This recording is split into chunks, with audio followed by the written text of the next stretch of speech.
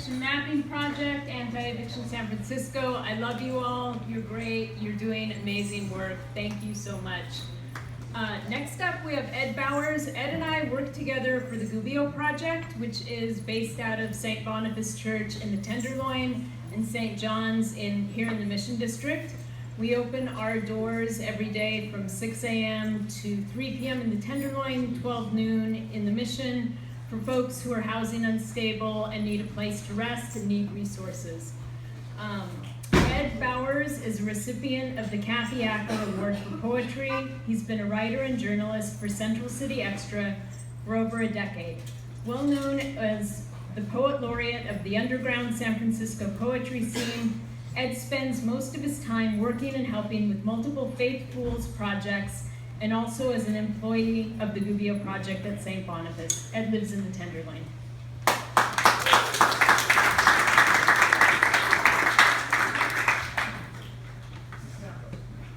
The last words of the last poem to die in San Francisco. I'm going crazy as these eagles lose their wings to machines. Tigers may become lonely symbols after their species ends. When the lights are finally out, I will go extinct inside the last poem each stranger writes standing alone in a crowded room that turns into a firing squad. I'm only a ghost poet singing the last poem to die. Did you see my poem on the news?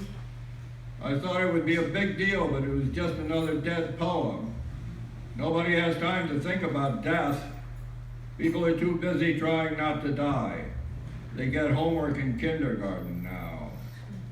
Yesterday, an ancient hoarder took my last words from the dark matter of a trash can and stole away with him into the unknown universe. He walked backwards and was illiterate. Now I talk to myself like an ego. Poetry is worse than being a junkie since there's no logical reason for it. Poetry is dead. It dances with jazz in the grave. I am unpopular because of it. Poetry is considered to be the most dangerous of mental illnesses, and healthy people never read poetry. Didn't you know that? They said it all on the omniscient electronic news. Everybody wants to be happy, right? So stay away from poetry. It'll make you unhappy. Nobody is going to help a poet in this world be anything but sad.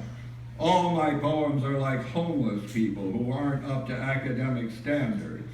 Society does not need to find ways to shred them. They arrive in my mind already shredded, like the lives I see dying on the streets.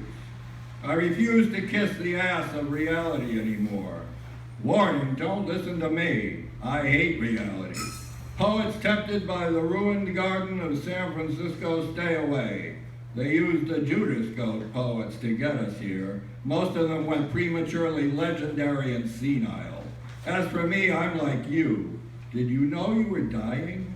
Poetry hates poets. Many poets, peeking beneath the rock of their words, kill themselves. They're not missed. Cowards do not die 1,000 deaths.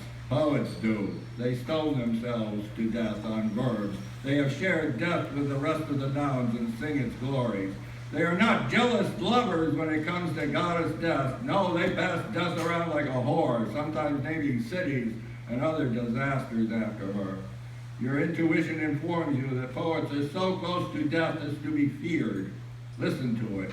Poets have committed the crime of getting too close to silence. They are you when you enter the world, wordless, in a universe that exists for a while, before forced to die inside the flesh of a poem whose paper is billions of premature stars growing old. I want to avoid the fate of bards who end their days as stupid little thoughts repeating themselves for eternity in a tape loop stuck on wrong. Hell is where poets go when their words, sitting at the end of a bar, are unable to dance to the music of a jukebox anymore because the music is a bore. Techno is the background movie music of the city of San Francisco dancing away from me. I am only a ghost. Bookstores are haunted by me. Nobody buys Dante anymore. He's a real dead poet in a virtual reality world. But I understand. Everybody is understandable. Because of this understanding, it is impossible to hate understandable people anymore. So I am sad. It is so much more fun to roar like a lion and weep like a lamb, but the animal farm, one way or the other, has no appeal to me. I prefer the mystery of space and time to facts. Most of the universe is delightfully mysterious. I don't throw anything away, good or bad. I like to toss both sides of the coin, so when it flips, it doesn't matter which side ends up falling on me. By then, familiar with all escape routes, I surrender. The ego is the last thing a poor man has to lose. In the meantime, the stage upon which I tread humbly is turning to glass, extremely trendy from an architectural point of view. Nothing will ever be real again. Real estate will be too expensive to be anything but a dream. Hamburgers can cost over $10 in the Tenderloin now. They say anything is possible as though this were not a cliche. Dead meat hustles itself for human pennies outside the door. Blood speeds the limits of arteries, chemicals turning the flesh of human thought into something to be smoked by a dying brain. We smile and walk rapidly away. I'm going infinitely crazy. I feel like a fly trapped between two panes of glass, unable to get in or out of anything. I must come to accept that most funerals take place in increments while the corpse is still alive. I long ago died of a broken heart. That is the only thing I ever really write about. A corpse can often be extremely amusing, especially if it's a poem or a poet, or a city like old San Francisco. Do I have time to read part two? Yeah, I got a couple minutes.